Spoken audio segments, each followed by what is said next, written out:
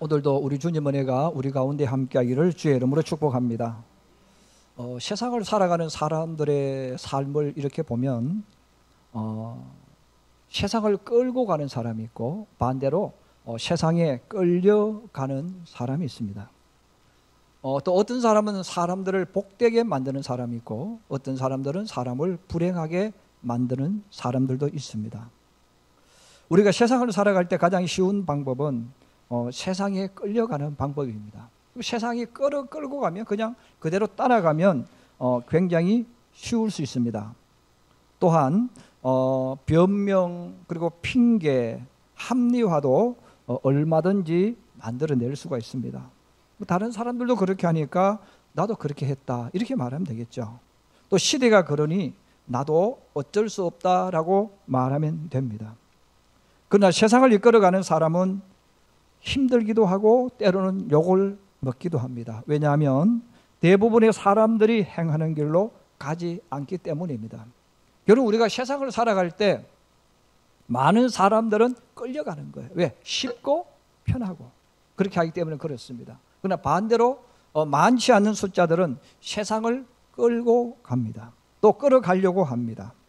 그렇다면 세상을 끌고 가는 사람들, 끌려고 하는 사람은 어떤 사람들일까요? 바로 자기 사상과 가치관을 분명하게 가지고 있는 사람입니다. 옳든 그러든 자기 사상과 가치관을 확고하게 가지고 사는 사람은 자기 길을 걸어가는 거예요. 세상이 어쨌든 다른 사람이 뭐라고 말하든 신경 쓰지 않고 그 길을 걸어간다는 것입니다. 그래서 잘못된 사상과 가치관을 가진 사람은 자신의 이익과 욕망과 야망을 성취하기 위해서 타인이나 단체나 국가를 불행한 길로 이끌어갑니다. 그러나 올바른 사상과 가치관을 가진 사람은 세상을 아름답도록 행복하도록 이끌어갑니다. 요한복음 8장 12절에 예수님께서 말씀하십니다. 우리 한번 같이 봉독합니다. 시작. 나는 세상의 빛이니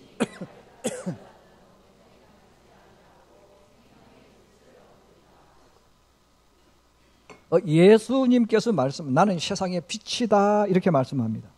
그 예수님은 그 빛을 비추시는데 생명의 빛을 비춰주신다는 거예요. 그 사람들에게 바로 행복하도록 영원한 삶을 누리도록 복을 받도록 복된 길로 가도록 예수님은 그 길을 우리에게 비춰주십니다. 자, 이것을 다른 말로 표현하면 예수님이 가지고 있는 사상과 가치관은 우리가 그대로 가져오기만 하면 우리 삶 속에 적용하기만 하면 우리들도 예수님처럼 다른 사람을 복되게 만들고 밝은 빛으로 갈 수 있도록 만들어준다는 거예요. 자, 그래서 우리가 이 땅을 살아갈 때 이런 교회 다니는 사람이 되는 것보다 교회를 다닐 때 반드시 주님의 사상과 가치관을 가져야 된다는 거예요. 그래서 오늘 예수님도 24절에 그렇게 말씀합니다.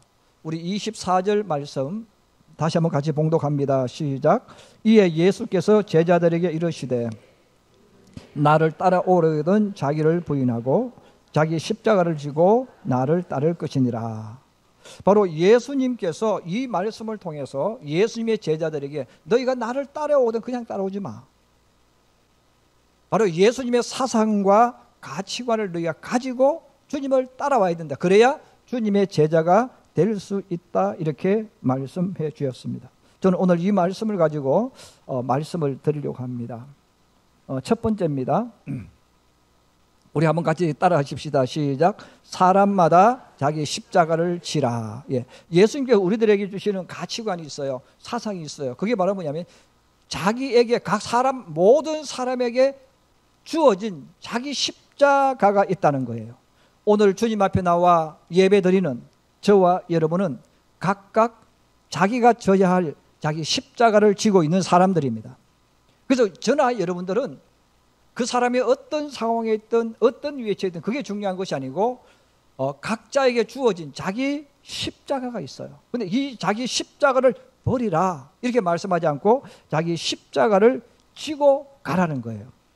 여러분, 십자가라는 것은 내가 대신 희생해서 죽는 거예요.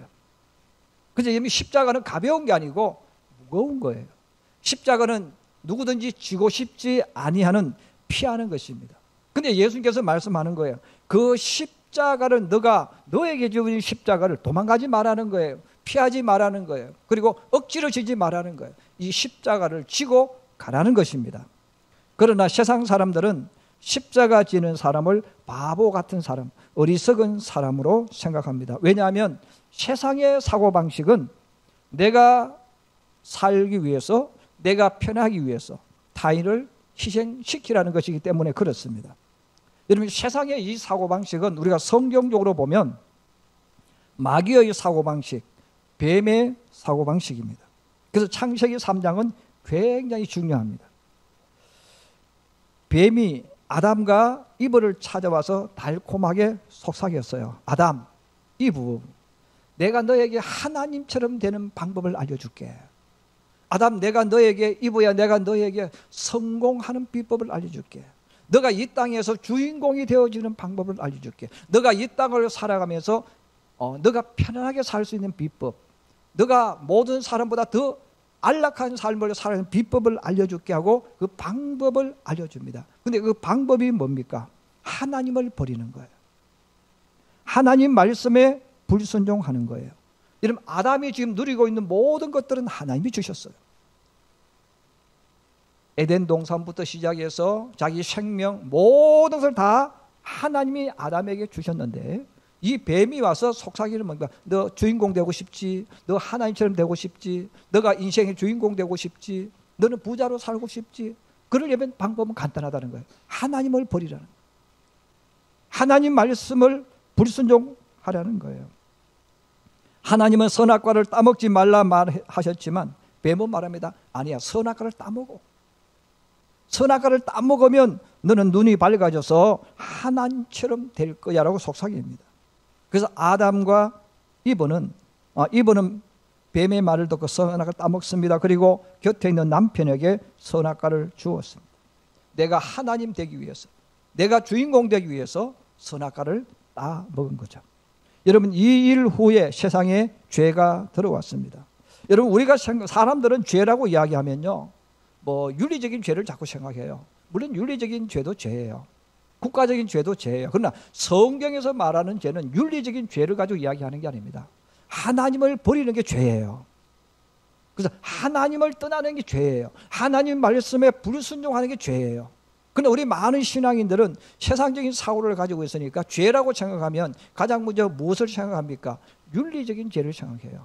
도덕적인 죄를 생각해요. 세상이 만들어 놓은 선을 가지고 죄라고 생각해요. 그것은 사람과 사람 사이에 사람이 만든 법이지 하나님과는 다른 거예요. 성경에서 말하는 죄는 바로 뭡니까? 하나님을 버리는 게 죄예요. 하나님을 떠나가는 게 죄입니다. 그러므로 이 땅에 죄가 들어왔어요. 그 죄가 들어오면서 세상을 살아가는 모든 사람들의 마음, 생각, 사상, 가치관 속에 있는 게 뭐예요? 내가 주인공이 되는 거예요. 내가 행복해지는 거예요. 내가 잘 사는 거예요. 그런데 내가 행복하고 내가 편안하게 살고 내가 누리고 싶은 모든 것들을 우리가 생각할 때 너가 나를 위해서 죽으라는 겁니다. 너가 나를 위해서 희생하라는 거예요. 너가 나를 위해서 버리라고 이야기합니다. 자, 그러므로 세상 사람들은 자기도 모르게 이미 이 사상과 생각 속에 다 이미 정복당한 거예요. 여러분, 정복당해서 우리가 살아가는 삶의 모든 법칙, 모든 원칙 속에서 저 사람을 내가 죽여야 돼. 저 사람을 내가 무너뜨려야 돼. 저 사람의 일거리를 빼앗아 와서 내 일거리로 만들어야 돼. 저 사람들의 단골을 빼앗아서 내 단골로 만들어야 돼. 우리 이것을 가리켜서 성공이라는 단어를 쓰는 거예요. 여러분, 성공이 뭐예요? 아무것도 없던 사람이 많은 것을 가지려면 남의 것을 가져와야 되잖아요.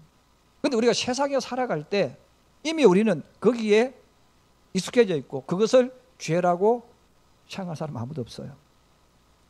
자, 그래서 우리가 이 땅을 살아가면서 우리도 모르게 이미 여기에 이 사상과 가치관에 우리 깊이 물들어 있고 우리 주인공이 되어져 있기 때문에 어린 아이로부터 어른에 이르기까지 우리는 모든 것이 내가 행복해지려고 하고 내가 편안해지려고 하고 또 내가 이 땅에 사는 동안 어려움 없이 살려고 애를 쓰는 거예요. 자, 그런데 예수님께서 제자들에게 명령하신 것이 있어요.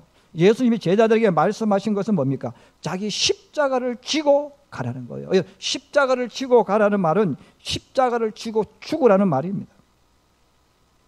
바로 너에게 지워진 그 십자가를 너가 짊어지고 너는 죽어, 이렇게 말하는 거예요. 죽은 척하라고 말하지 않았어요. 기절한 척하지 말라는 거예요. 죽어라는 것입니다. 생명을 잃어버리라는 겁니다. 집이 가난해서 알바를 해야 할 청년과 학생들이 있다면 그것은 자기 십자가입니다. 또 자식이 문제를 일으키는 가정이 있다면 그것도 자기가 져야 할 십자가입니다. 만약에 부모를 모셔야 하는 사람이 있다면 그것도 자기가 져야 할 십자가입니다.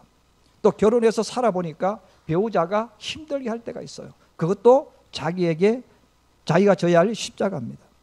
직장에 들어가 보니 힘들게 하는 사람이 있어요. 그것도 자기가 져야 할 십자가입니다. 또 어떤 가정은 자식들은 잘하는데 부모가 썩을 썩이는 가정이 있어요. 그럼 그것도 자식은 자기가 져야 할 십자가입니다. 또 예수님 때문에, 신앙 때문에 포기해야 할 것이 있다면 그것도 자기 십자가입니다. 그런데 이 십자가를 주님은 지라는 거예요. 내 운명이니까 져야지, 이건 아니에요. 내 운명이니까 이것도 주님 말씀과 달라요. 체념하고 지는 것도 주님과 달라요. 여러분, 십자가는 체념하는 게 아니에요. 포기하는 게 아니에요. 내 운명으로 받아들이는 게 아니에요. 십자가를 지고 그 속에 들어가는 거예요. 여러분, 우리가 이 십자가를 우리 삶 속으로 우리가 적용해서 내 삶 속에서 내가 십자가 지는 것을 알아야 됩니다. 여러분, 우리가 가장 많이 만나는 것이 부부입니다. 여러분, 부부가 결혼하는 그 순간부터 남편과 아내가 가져야 될 첫 번째 사상이 있어요. 첫 번째 가치관이 있어요. 이것은 내 십자가를 지는 거예요. 그래서 내가 결혼하는 그 순간부터 아내는 남편을 위해서 십자가 지러 가는 것이 결혼입니다. 여러분, 아내도 남편도 똑같아요. 결혼하는 그 순간부터 남편은 십자가 지고 들어가는 거예요. 만약에 내가 결혼하면서 나는 이제 결혼을 통해서 편하게 살아야지, 나는 결혼을 했으니까 이제는 내가 대접받고 살아야지, 여러분, 이런 마음을 가지고 있다면 그것은 사탄이 주는 겁니다. 주님은 우리들에게 이제 결혼했으니까 내가 이제 편안해질 거야, 저 여자가, 저 남자가 나에게 돈 벌어다 주고 하면 나는 편하게 살 거야. 여러분, 이것은 성경이 주는 것이 아니고 세상이 우리에게 계속 가르쳐 주는 거예요. 너 결혼했으니까 저 사람 이용해서 너는 편하게 살아. 나는 내가 편하게 산다는 말은 무슨 말입니까? 너는 나 때문에 죽어야 돼. 너는 나 때문에 손해봐야 돼. 너는 나 때문에 희생해야 돼. 이걸 가르치는 거예요. 이것은 세상이 가르치는 거예요. 이게 뱀이 아담과 이브에게 알려준 거죠. 내가 사랑하는 사람에게 고백을 해서 결혼했어요. 근데 그 사랑하는 사람에게 요구하는 게 뭡니까? 너 나에게 주고. 네. 여러분, 사랑한다고 꽃다발 갖다 준 그 사람한테 우리는 뭘 요구하는 겁니까? 너 나한테 주고. 너 나 때문에 바보가 돼야 돼. 너 나 때문에 너의 인생 포기해야 돼. 너 나 때문에 불행해져야 돼. 이걸 계속 강요하는 거예요. 그래서 성경은 우리에게 반대로 이야기해요. 너는 결혼하는 그 순간부터 사랑하는 사람에게 주어진 십자가를 지라는 거예요. 그런데 여러분, 십자가는 잘하는 부분에 대해서 십자가 지는 게 아닙니다. 예수님이 지신 십자가는 죄인을 위해 죽으시는 거예요. 다시 말하면 이런 부부가 십자가를 질 때 내 배우자가 잘하는 것 때문에 십자가 지는 게 아니에요. 내 배우자의 못하는 부분, 내 배우자의 약점, 내 배우자의 허물, 이것을 위해서 십자가 지라는 것이지 잘하는 부분을 위해서 십자가를 지라는 게 아닙니다. 자, 그러므로 우리는 이 결혼하는 그 순간부터요, 이 자기 십자가의 의미를 잘 아셔야 돼요. 자기 십자가를 잘 알면 결혼하는 그 순간부터 내 배우자의 약점과 허물과 실수를 지적하면 안 돼요. 그걸 고치라고 해서도 안 돼요. 그럼 내가 할 일은 뭡니까? 그 못하는 부분을 내가 짊어지고 가는 거예요. 그 못하는 부분을 내가 잘 감당해 주어서 내 배우자가 웃게 만드는 거예요. 이게 결혼한 부부에게 주어진 자기 십자가입니다. 저는 우리 성도들이, 결혼해서 사는 우리 성도들이 바로 주님이 주신 이 말씀을 가지고 여러분 가정에서 남편의 길에 들어서고 아내의 길로 걸어가는 우리 모두가 되기를 주의 이름으로 축복합니다. 여러분, 자녀들도 똑같아요. 자녀들도 부모님과 걸어갈 때 부모님에게 요구하면 안 돼요. 자녀들이 부모님이 돈이 있든 부모님이 돈이 없든 어떤 생각을 해야 되는 겁니까? 내가 우리 부모님을 위해서 희생해야 돼. 내가 우리 부모님 드리는 훈련을 해야 돼. 이게 자기 십자가예요. 우리 부모들도 자식에게 똑같아요. 자식에게 여러분 내가 십자가를 지고 주는 거예요. 근데 여러분 왜 요즘 우리 시대가 불행합니까? 우리 자꾸 반대로 사는 거예요. 자꾸 부모는 자식에게 내가 너한테 투자했으니까 나한테 갚아라. 예. 그리고 자식들도 마찬가지예요. 부모 돈을 왜 노리는지 모르겠어요. 예. 부모의 돈을 노리니까 저 부모님의 돈은 내 돈이라고 생각하니까 살인이 일어나고 부모가 연세 들면 버리고 그 돈 가지고 자기들끼리 살고 하는 이 불행한 일들이 일어나잖아요. 예수 믿는 사람들도 그게 점점 많아지는 거예요. 왜 많아집니까?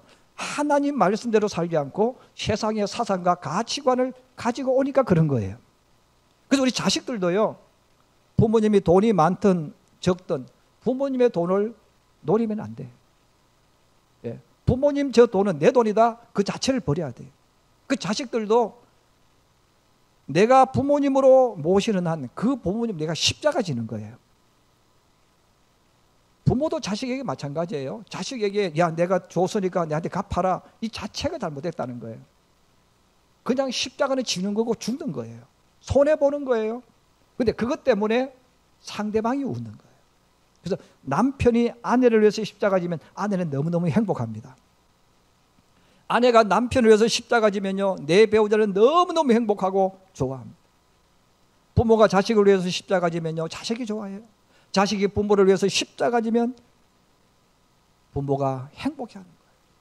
여러분, 이 직장도 똑같습니다. 만약에 여러분들이 직장에 다니고 있다면 직장에서도 자기 십자가를 져야 합니다. 그러므로 내가 그들이 나에게 다가오기를 기다리는 것이 아니라 그들이 나를 인정하고 대접해 주기를 기다리는 것이 아니라 내가 직장에 다니면 내가 먼저 그들을 대접하는 거예요. 저는 전에 우리 성도들에게 그 훈련을 많이 시켰어요.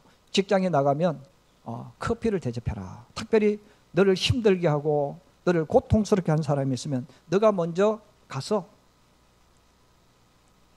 커피 한 잔 뽑아가지고 웃으면서 갖다 주라 이거야. 욕을 하든 말든 콧방귀를 끼든 계속 갖다 주라 이거예요. 계속 갖다 주면요, 여러분 주는 자가 리더자가 됩니다. 이게 예수님이 우리에게 주신 십자가의 원리예요. 여러분 내가 먼저 동료를 찾아가면 되잖아요. 그 사람이 얼굴을 돌리면 돌리는 얼굴 앞으로 갖다 주면 돼. 네. 왜? 내가 나쁜 짓 하는 게 아니잖아요. 내가 그 사람 좋은 일 해주는 거잖아요. 희생해 주는 거잖아요. 내가 그를 위해서 기도해 주는 거예요. 여러분 사업하는 놈도 똑같아요. 여러분 돈을 벌려고 사업하면 그 사람은 돈을 벌지 못합니다. 내가 그 사람에게 잘해주면 그 사람에게 돈을 갖다 주는 거예요.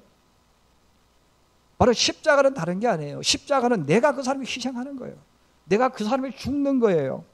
그러면 우리 예수 믿는 사람은 내게 주어진 이 십자가를 운명이다, 억지로 진다 이게 아니고 이 십자가는 내게 복을 주기 때문에 기쁘게 지고 가라는 거예요. 예수님도 우리들에게 십자가를 지실 때 우리를 위해 지실 때도 기쁘게 지시고 가셨다는 거예요. 사랑하는 우리 성도 여러분, 얻어먹는 것 공짜 좋아하지 마시기 바랍니다. 저는 성경을 읽으면서 하나님 말씀을 읽으면서 제가 정말 깨닫고 싫어하는 게 있어요. 공짜 좋아하는 사람 많아요. 여러분 남이 공짜로 여러분 음식을 사준다고 생각하시면 안 돼요. 어떤 분이 만약 나에게 대접한다면 이 공짜야 이렇게 생각한다면 그 사람은 어리석은 사람이에요. 그 사람은 바보 같은 사람이에요. 여러분 세상에는 공짜가 존재하지 않아요. 나에게 만약에 어떤 분 대접해 준다면 그 사람은 자기가 그동안 힘들게 번 그 돈 가지고 나를 존중해서 사주는 것이지 공짜가 아니란 말이에요. 자, 그런데 우리 많은 사람들이 내가 돈을 안 내고 상대방이 사주면 야 이거 공짜다, 오늘 더 많이 먹자, 배 터지게 먹자, 이런 분이 많아요. 전에 제가 요즘은 나가지 않지만 우리 목사님들 축구할 때 제가 많이 나갔습니다. 제가 참 대접을 많이 했습니다.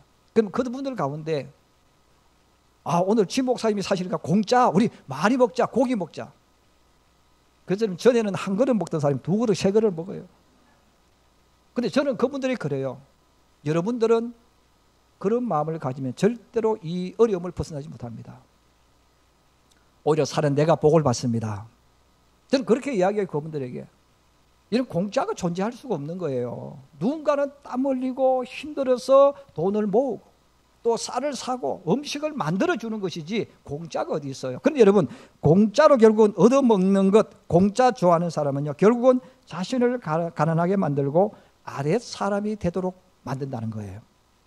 여러분, 주는 사람, 대접하는 사람, 칭찬하는 사람, 존중하는 사람 되기를 바랍니다. 여러분, 자기를 겸손하게 만들고 만나는 사람을 웃도록 행복하게 만들기를 바랍니다. 이것을 하려면 내 속에 있는 자기 십자가를 져야만 되는 거예요. 왜냐하면 우리 사람은 누구나 다 자존심을 가지고 살아요. 그런데 여러분, 십자가 지는 사람은요, 자존심 다 버려야 돼. 내 체면 다 버려야 돼. 내가 누구인데라는 거 다 버려야 돼. 그렇지 않으면 남을 어떻게 인정해 줍니까? 내가 자존심 있지. 그러면 여러분, 자기 십자가를 진다는 말은 내 자존심 버리는 거예요. 내 체면을 버리는 거예요. 내가 누구인데라는 거 다 버려야 돼. 여러분, 버려야 기꺼이 십자가를 지고 갈 수가 있습니다. 자기 십자가를 지는 사람은 자기를 낮추고 다른 사람을 높여줍니다. 자기는 희생하고 헌신함으로 타인을 행복하게 웃도록 만드는 사람입니다. 그래서 여러분, 자기 십자가를 지고 가는 사람은 끝에 가면 반드시 리더자가 됩니다. 그리고 반드시 지도자로 만들어집니다. 그러므로 사랑하는 우리 성도 여러분, 예수님은 우리들에게, 제자들에게 말씀하는 거예요. 너희가 내 제자가 되려면, 나를 따르려면 자기 십자가를 지라. 만약에 여러분들이 결혼해서 살아가면서 나는 이 사람을 위해서 희생하지 않을 거야, 이 사람이 나에게 희생하기를 원하는 마음이 있다면 오늘 이 시간 다 버리기를 바랍니다. TV에서 아무리 그렇게 말을 해도, 친구가 그렇게 말해도 그건 잘못된 거예요. 성경은 우리들에게 반대로 가르칩니다. 자기 십자가를 지라는 거예요. 여러분, 십자가 지는 자가 지도자가 되고, 십자가 지는 자가 리더자가 되어지고, 십자가 지는 자가 어른이 되어지고, 여러분 리더자가 되어진다는 것 기억하기를 주의 이름으로 축복합니다.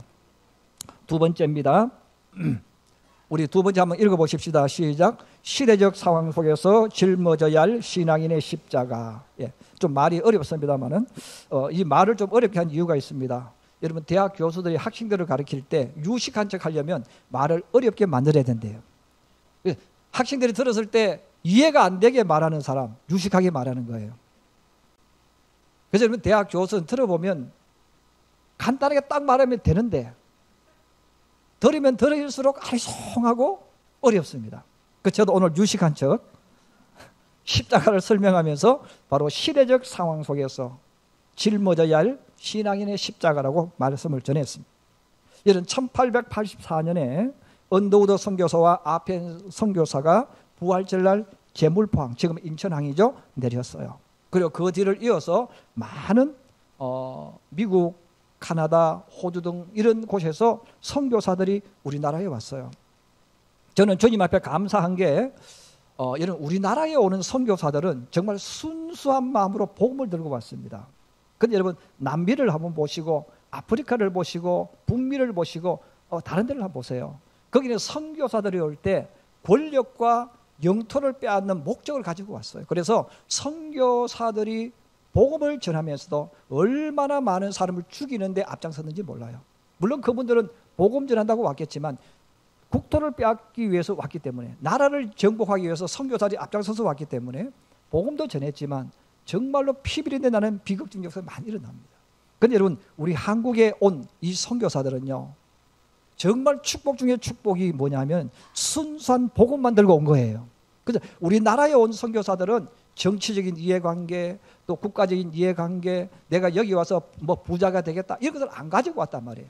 그들은 젊어서 와가지고 의사가 되어서 오기도 하고, 지금으로 말하면 박사급의 실력을 가지고 그냥 봉사하고 섬기러 왔습니다. 그래서 그분들이 우리나라에 딱 왔는데 보니까 가난과 기근, 그리고 무지와 문맹, 일반 사람들이 글자를 모르는 거예요. 저도 제 어린이 시절, 초등학교 시절을 기억해요. 지금 제가 초등학교 시절에도요, 반에서 부모님 학교 안 가신 분, 초등학교도 못 들어가시면 손 들으라 하면요, 저는 시골이니까 3분의 1은 손을 들었어요. 결국 3분의 1은 글자를 모르는 분들이야. 왜? 안 배웠으니까. 여러분 지금 우리 젊은 세대는 이해가 안 되겠지만 그때는 그랬다는 거예요.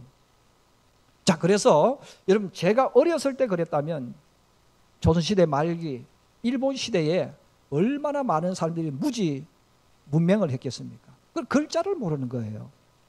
자, 그래서 우리나라의 선교사들 그리고 복음을 받아들이고 예수 믿는 사람들이 점점점 많아지면서 교회가 세워지고 이렇게 되어졌을 때 그분들이 생각을 하는 거예요.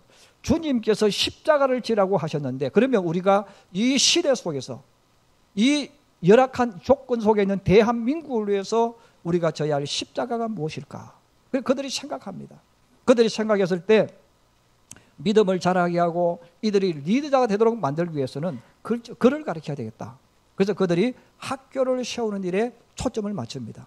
그리고 또 하나는 우리나라가 그때 병원이 없었잖아요. 일반 사람들은 그냥 병들면 죽는 거예요. 병원이 없었어요. 그래서 그 시대에 교회와 이 선교사들이 이 조선 땅에 학교를 먼저 세우자.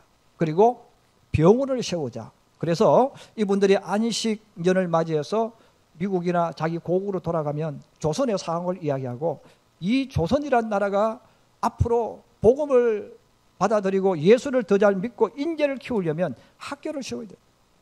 병원을 세워야 됩니다. 그래서 그분들이 후원금을 받아오고 또 우리나라에 많지는 않았지만 가난했지만 성도들이 교회들이 선교 헌금을 했어요. 그러면서 그 돈들을 가지고 모아가지고 병원을 짓기 시작했습니다. 그리고 학교를 세우기 시작했습니다. 여러분들이 지방에 가보시면 지방에 오래된 사립학교들이 있어요. 명문 사립들이죠. 이런 거기는 다 10중 8구는 선교사들이 세웠습니다. 한국 교회가 세운 거예요. 우리나라에도 마찬가지예요. 여러분 사립대학의 명문 사립대학을 다 한번 꼽아보세요. 다 대부분이 예수 믿는 사람들이 선교사들이 세웠어요. 연세대학교, 연세대병원, 유아여자대학교, 또 이대병원, 서울여자대학교, 배재, 명지, 건국. 여러분들이 익숙하게 듣고 있는 그 대부분의 대학들 누가 세웠습니까? 미국과 카나다와 호주 같은 이런 선교사를 파송한 그 교회에서 선교 헌금을 해준 거예요. 그래서 그들이 땅을 사고 작지만 건물을 짓고 점점점 커지면서 오늘날 이런 대학들이 만들어졌어요. 왜 그분들이 그렇게 했을까요? 이 시대 속에서 우리 그리스도인들이 짊어져야 될 십자가는 바로 이거라는 거예요. 돈이 없어서 공부 못한다 그런 것이 아니라는 거예요. 우리가 이 십자가를 짊어지고 이 시대 속에서 출발은 약하지만 학교를 세우자. 그래서 학교를 세워서 학생을 모집하고 하다 보니까 지금 와서 보니까 최고 명문 사립이 되어 있는 거예요. 6.25 전쟁이 끝난 이후에도 우리 신앙인들이 그랬습니다. 여러분 6.25 전쟁이 끝나고 얼마나 많은 고아들이 생겼는지 몰라요. 그때 한국교회가 한 게 뭡니까? 고아원을 만들기 시작했어요. 그 고아원을 만들어서 전쟁 고아들을 모아가지고 또 해외에 있는 교회들이 후원해주고 한국 교회들이 그 고아원에 운영해 줬습니다. 지금 학생들은 고아원 하면 듣지도 보지도 못한 것이 되겠죠. 그러나 여러분 제가 초등학교 다닐 때에 우리가 두 반이 있었는데 우리 반 10명이 고아들입니다. 그들 고아원에서 와서 같이 공부를 했어요. 저만 그랬겠어요? 아마 저와 같은 시대에 살았던 많은 사람들은 고아원을 많이 봤을 거예요. 그리고 고아들이 학교원에서 많이 보았을 거예요. 그 고아들이 누굽니까? 전쟁 고아들입니다. 또 전쟁을 통해서 부모를 잃은 아이들, 이 다양한 아이들이 고아원에 모여서 그들에게 복음을 전하고 그들이 예수를 믿고 어른이 되어서 사회에 나오도록 했습니다. 그것만 한 게 아니에요.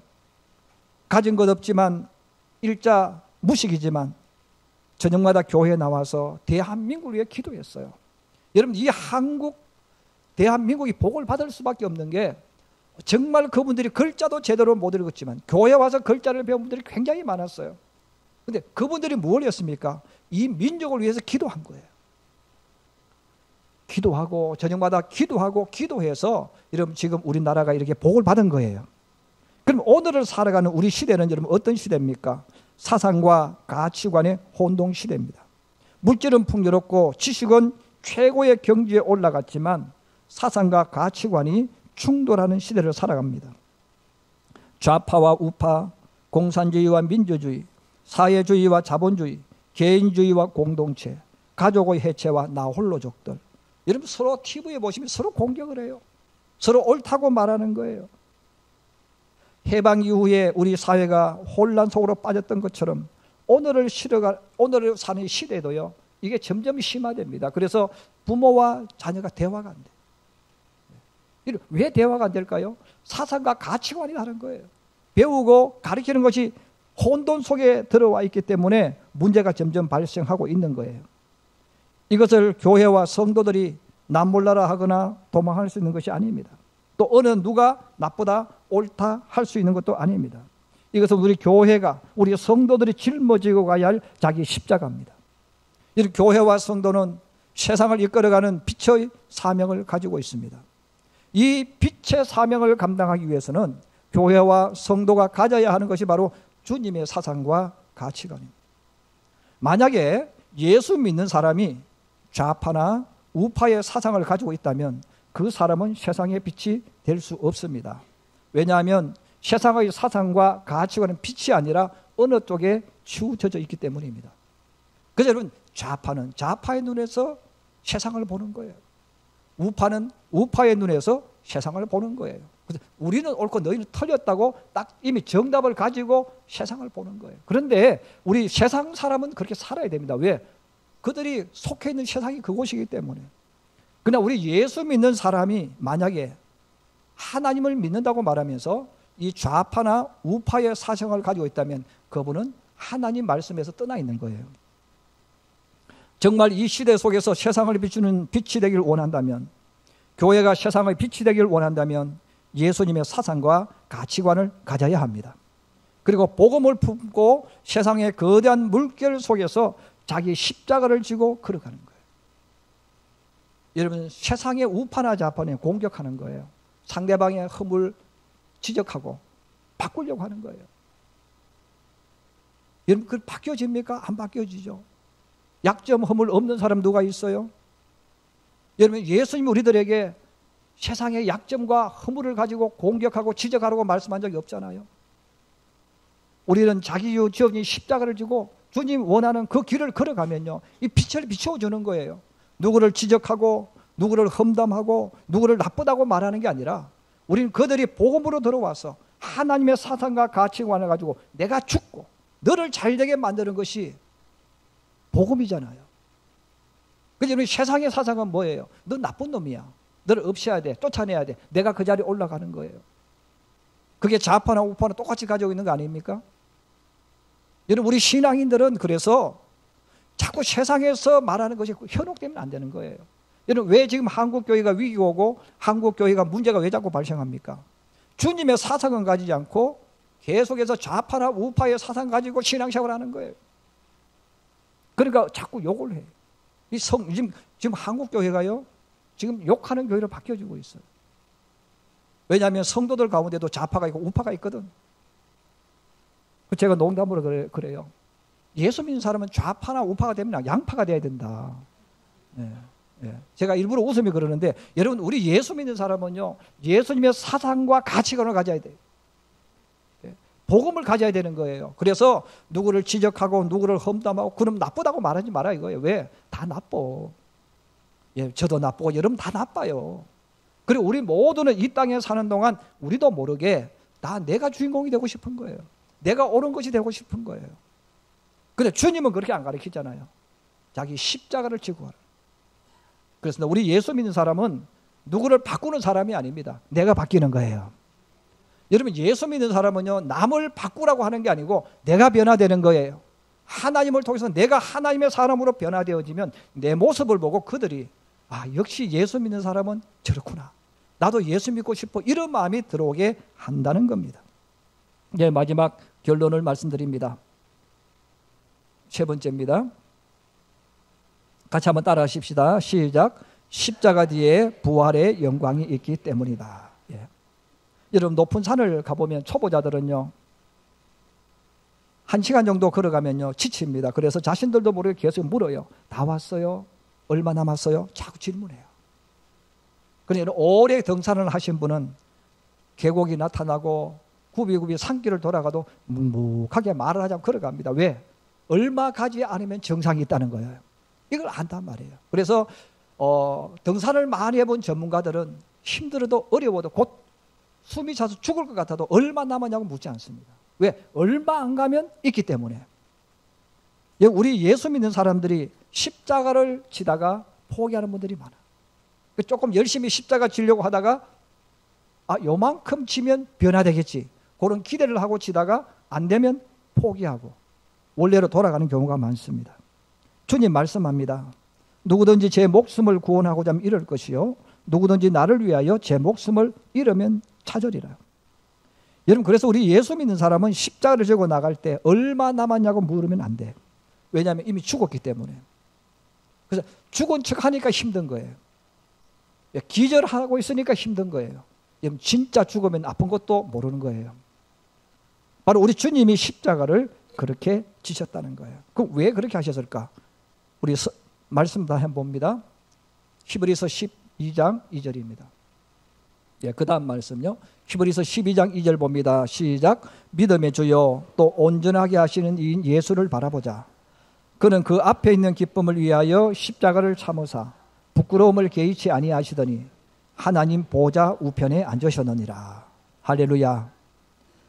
바로 예수님은 십자가를 보지 않고 부활을 보셨기 때문에 십자가를 기쁘게 질 수 있었어요. 바로 우리 신앙인들이 왜 십자가를 안 지려고 할까?